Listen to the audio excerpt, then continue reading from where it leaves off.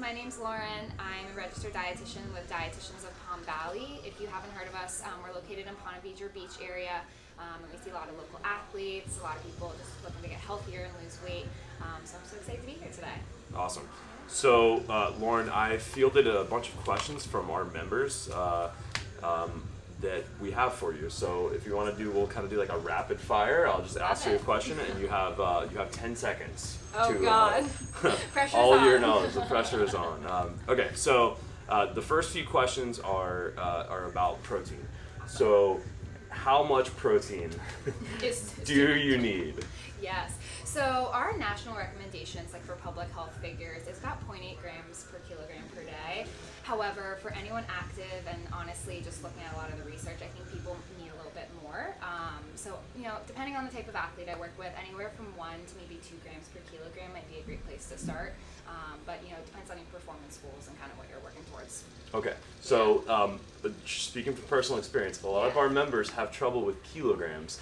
So if you had to say it in freedom units or pounds, how much protein would you need? So 1 pound is 2.2 kilograms, right? So we just have to kind of think of that conversion. So I work in kilos, so I don't know off the top of my head where that would roughly be around. But would you say a safe bet is just to aim for 1 gram per pound of body weight? Would that be okay? Yeah, I think that would be okay. Okay. Once again, you might have to go a little bit higher. You might have to cut back a little bit depending on some medical problems and or what your performance goals are. Okay, got it. All right, do those numbers change if you're a female or if you're older?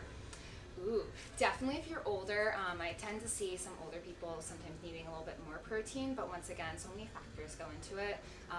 Especially if you're female, roughly around the same values would be okay, because once again, it's based off your body mass, right? And so as a female, you're going to have different body mass than a male. Okay, so got it. Help it. Okay, awesome.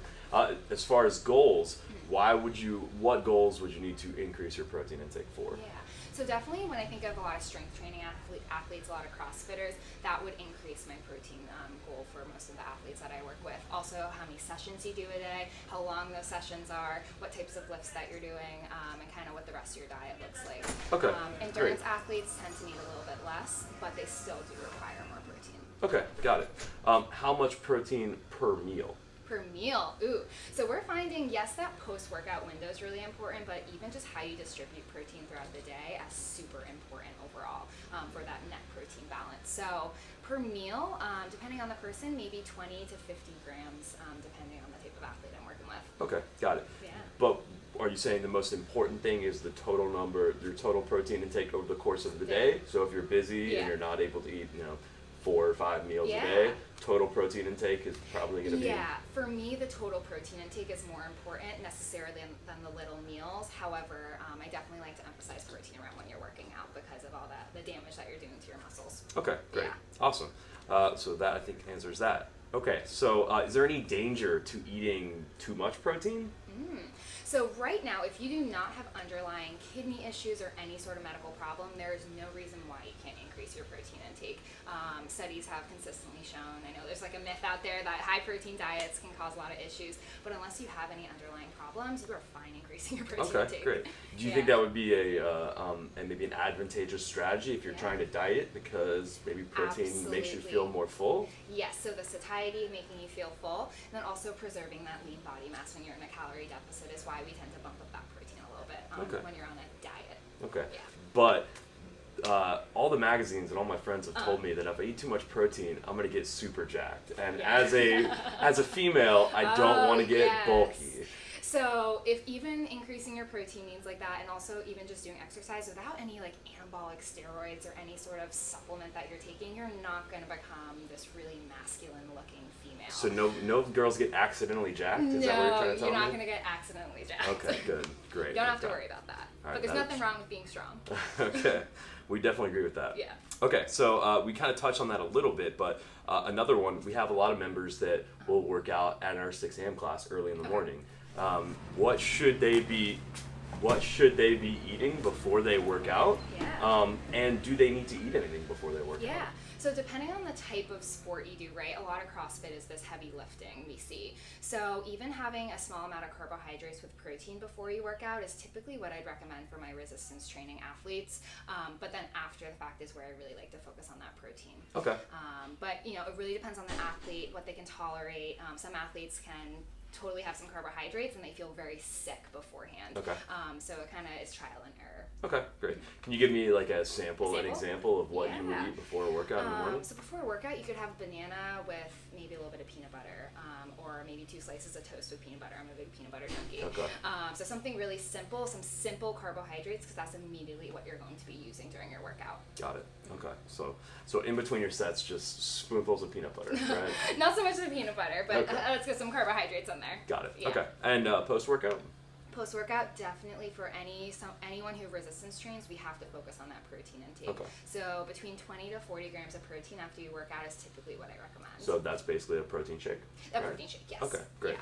Do you have any recommendations as far as brands of protein or what the best Yeah. type of protein is? Because there's Yes, probably that's a good 75,000 different brands of protein, and they all Yes. say that they are the best. So Yes, which one and is right? of course they do. So when I'm working with any athlete, even if you're not necessarily competing and getting tested for any banned substances, I want to choose the best high quality product, right? And that's just important for your health. So really looking for the NSF logo or the Informed Choice for Sport logo. Those are 2 logos that I trust that those products have been tested for banned substances. Okay. Other than that, some really great brands, like I used to work at Florida State, and brands like Muscle Milk, very like out there brand. We all know the brand, right? But they have that logo on it is what Okay. comes to mind. Things like BiPro, a lot of these, just looking for that logo is a great one. To your question about what types of protein, we want to choose protein sources with the branched chain amino acids in them, and then specifically leucine. Okay. So something like a whey isolate protein, or even like chocolate milk is a really great choice. Okay, great.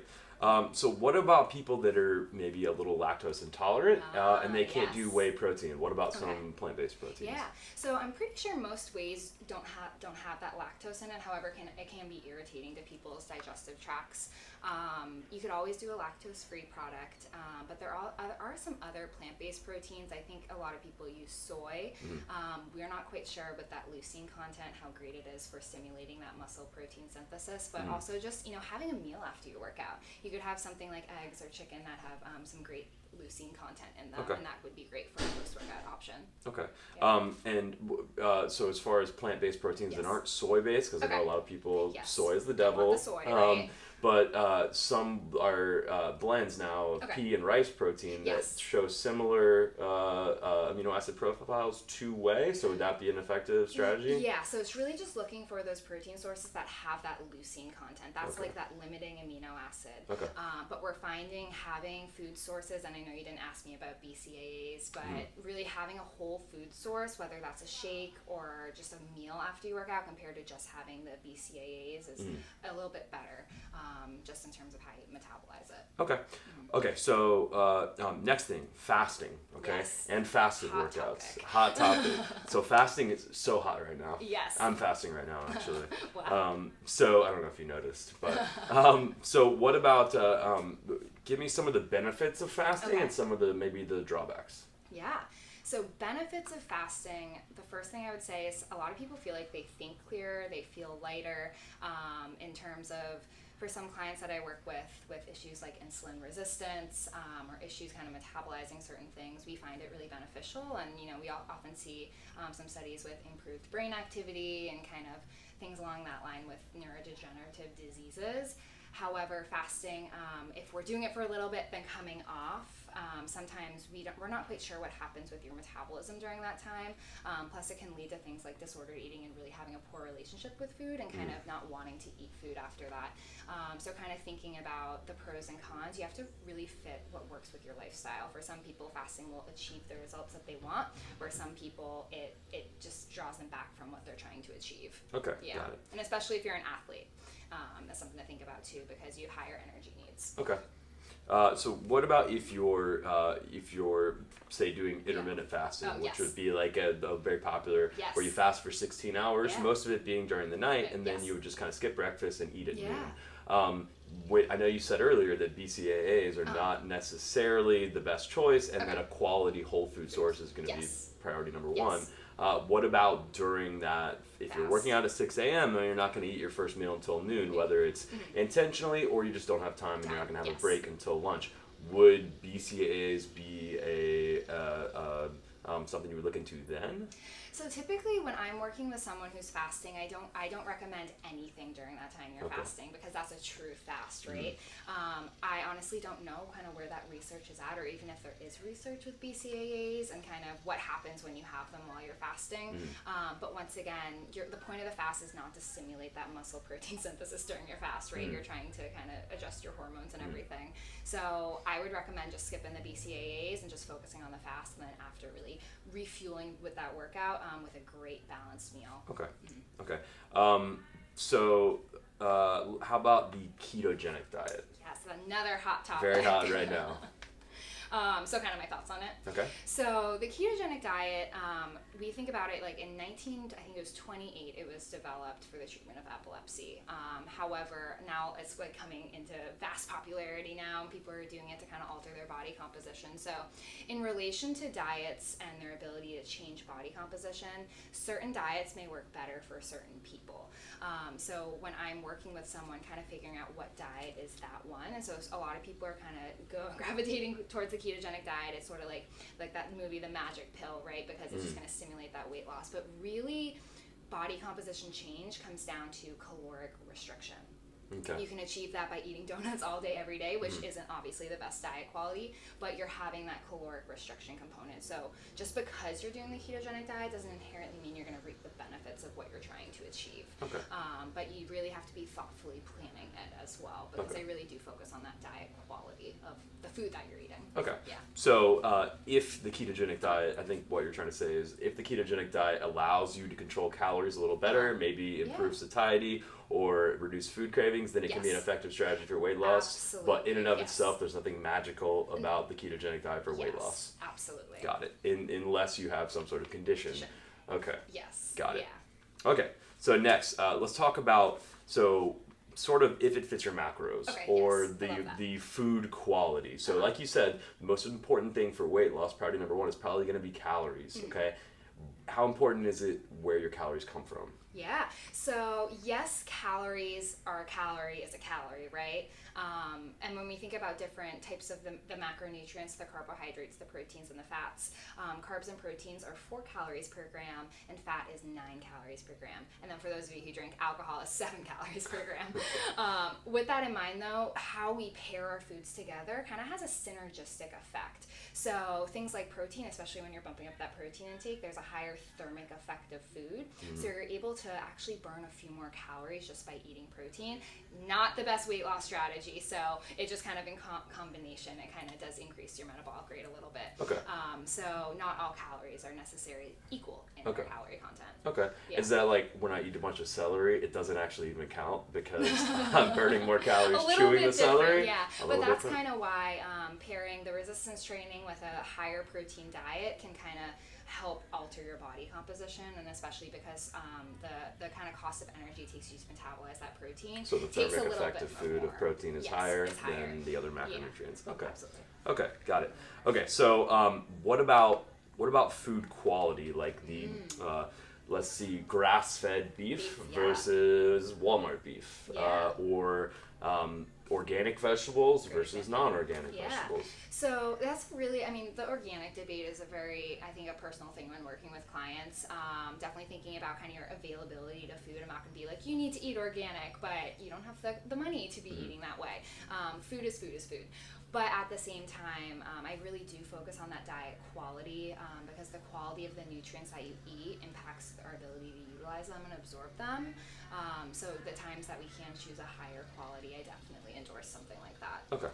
Yeah, if that makes sense. Yeah, absolutely. So do the best you can. Yeah, do the best you can. But if you can't buy organic everything, you're probably still going to be okay. Yeah, and kind of at the end of the day, like if you're eating a well-balanced diet, including those great fruits and vegetables and great lean sources of meat and all these great food products, that is more important than itself than focusing on if you're getting organic or non-organic. Okay. Yeah. Got it. Okay.